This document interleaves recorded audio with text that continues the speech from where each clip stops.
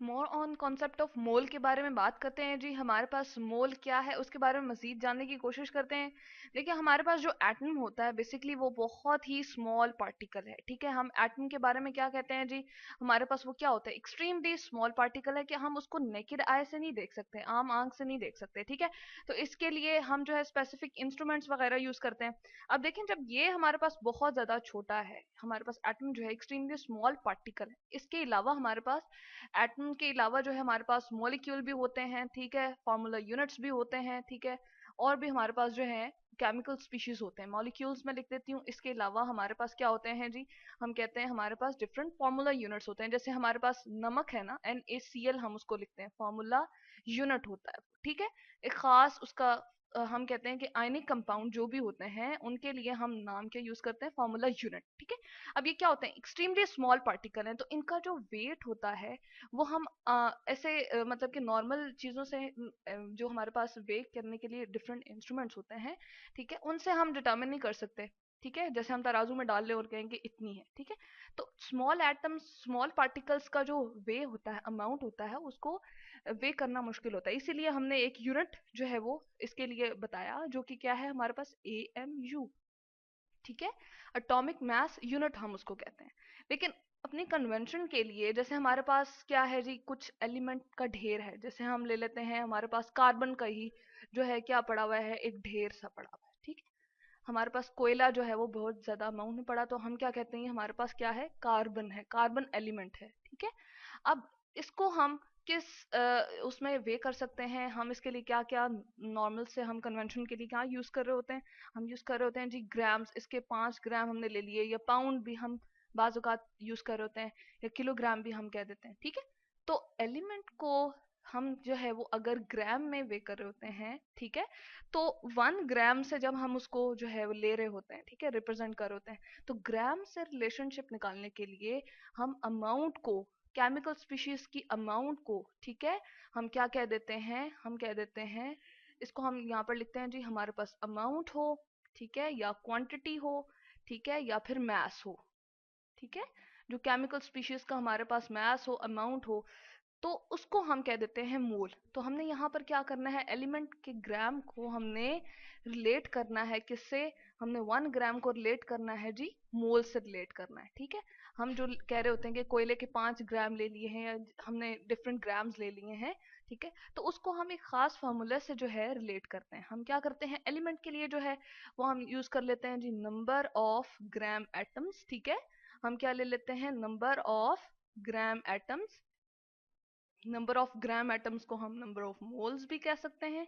ठीक है, और इसके लिए हम जो फार्मूला यूज कर रहे हैं उसको मैं यहाँ पर ले आती हूँ कि हम लोग किस तरह से इसको रिप्रेजेंट कर सकते हैं। ठीक है, नंबर ऑफ ग्राम एटम्स, ठीक है, या फिर इसको हम कहते हैं नंबर ऑफ मोल्स। ठीक है, number of moles of that specific element. ठीक है, उस एलिमेंट के हमारे पास जो है वो नंबर होंगे। ठीक है, नंबर ऑफ मोल्स होंगे।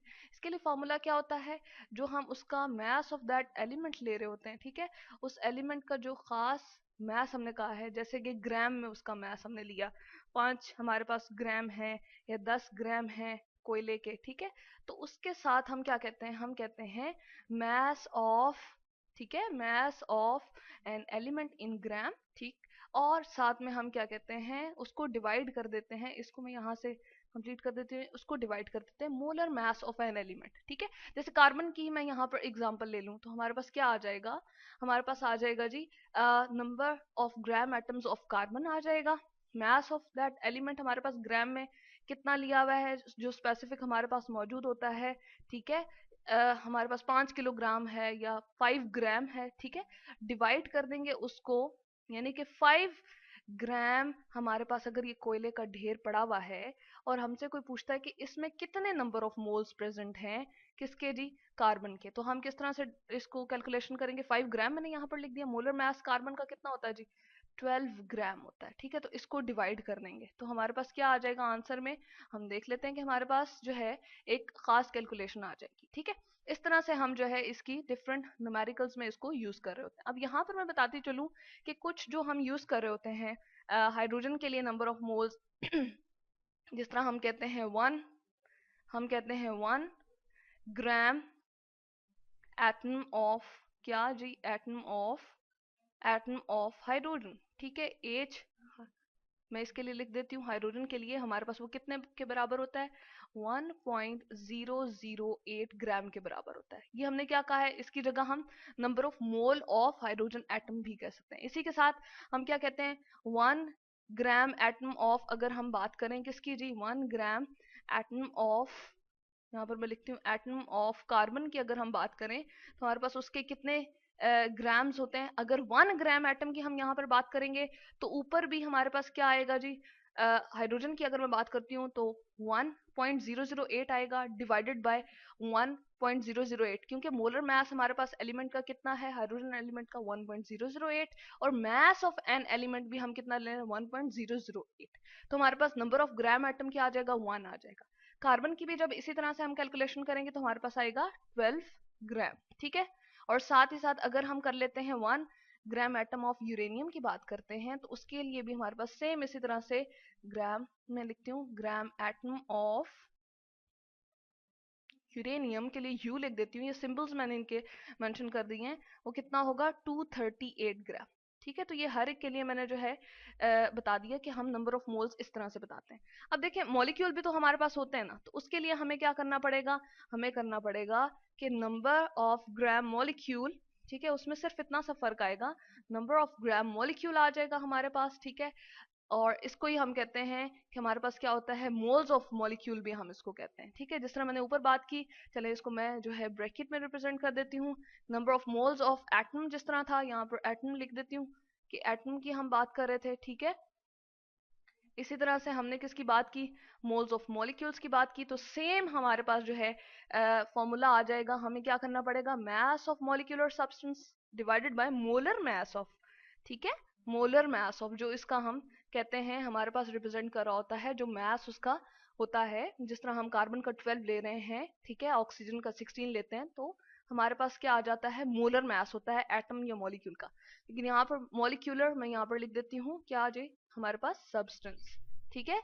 यहाँ पर मैं लिखती हूँ सब्सटेंस, ठीक है। तो हमारे पास जो मॉलिक्यूलर सब्सटेंस होता है वो हमारे पास जो है मॉलिक्यूल्स हम ले लेते हैं, जैसे कि हमारे पास ऑक्सीजन है, ठीक है। ऑक्सीजन के लिए हम कर सकते हैं इस O2 के लिए, ठीक है। इसी तरह से वाटर के लिए कर सकते हैं, ठीक है। और इसी तरह से H2SO4, यानी कि मॉलिक्यूल्स जितने भी हैं हमारे पास एग्जाम्पल के तौर पे हम उनको ले सकते हैं। यहाँ पर हम लिख सकते हैं जी सबसे पहले हम लिख देते हैं, अगर हम क्या ले रहे हैं 1 ग्राम मॉलिक्यूल हम लिखेंगे। अब क्या लिखेंगे, 1 ग्राम मॉलिक्यूल या number of mole of molecule, 1 gram molecule of water की अगर हम बात करें तो इसके लिए मैं क्या लिख देती हूँ, अगेन उसका फॉर्मूला लिख देती हूँ, H2O इज इक्वल्स टू हमारे पास कितना आ जाएगा, 18 ग्राम आएगा, ठीक है जी।